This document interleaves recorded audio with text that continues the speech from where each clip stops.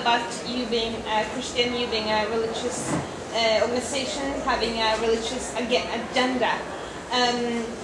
In which areas would that be a problem for you?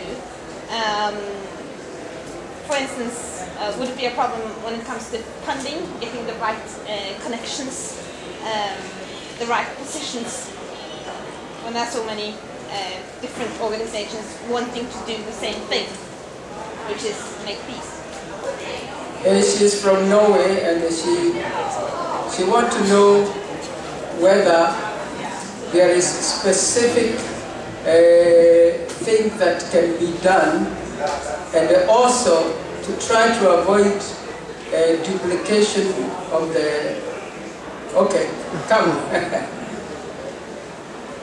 Come here. Yeah, sorry. I want to know in which situations it would be a problem for you to actually say that your religious organizations would it affect your funding, for instance, and when would it affect your funding, and would it affect your positions?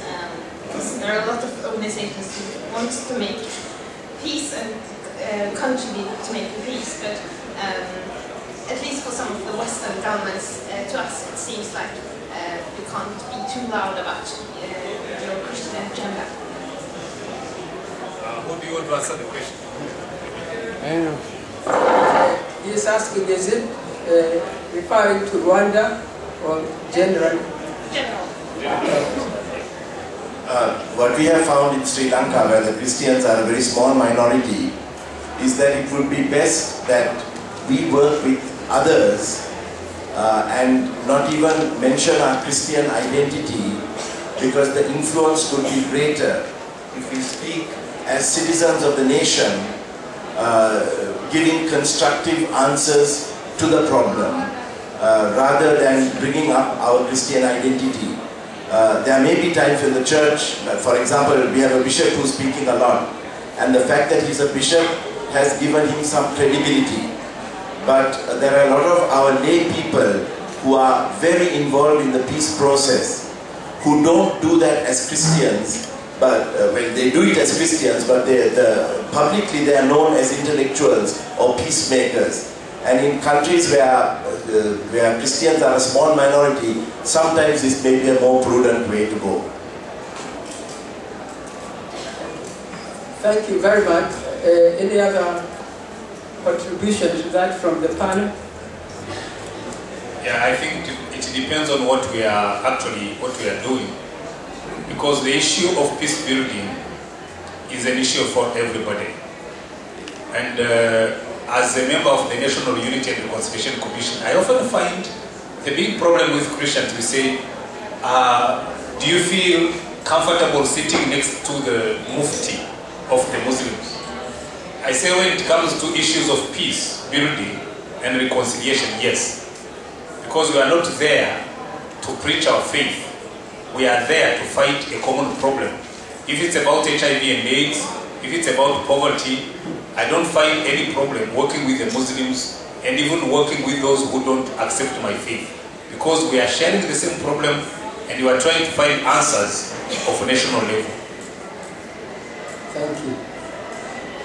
Any other question? Yes? Then we are going to applause. Briefly, one more question to Mr. Rutayisire. 1997, I heard that African Christian leaders discussed about genocide in Rwanda in 5.wmv. And I was so impressed that they emphasized the issue on the problem of their own gospel understanding. Those kind of discussion are going in the Rwanda Christian leaders. What kind of discussion are going in your country? That's a good question. I actually, we are almost coming to the end of the discussions, because we've now developed a model.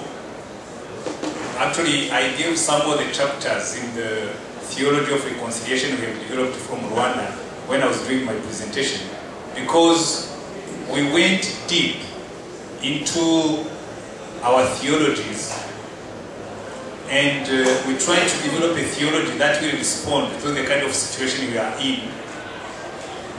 The only problem that is remaining is going out and changing our church cultures and preaching that message until we see total change. But otherwise, in terms of developing the theology, we developed good materials for the schools, we developed good materials for training, and the problem is very often what people don't know, the message of reconciliation is not very popular.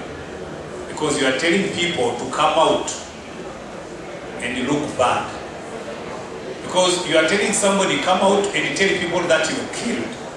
And then you are telling a widow and an orphan, come out and say that you are forgiving somebody who killed your father.